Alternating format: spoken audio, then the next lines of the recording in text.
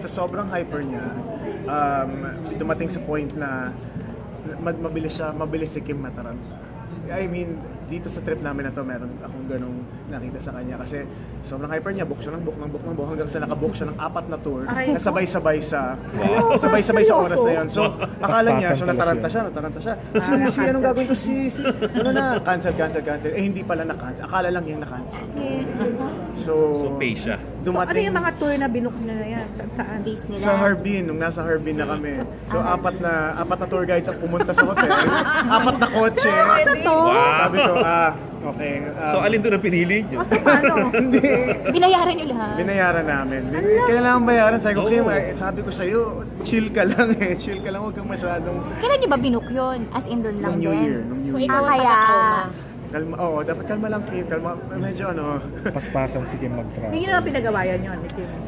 May konting siya. Sabi ko naman kasi sa'yo pero hindi naman kami kasi aabot sa... So, parang nainis ka, ng gano'n.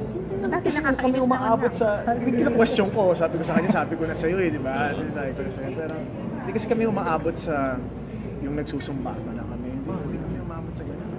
Okay, so siya yung laging hyper, ikaw yung marunong kang bumaba talaga na. Introvert kasi ako. Introvert ako na tao. So balanse. Balanse. Sino mag-a-adjust? Ako.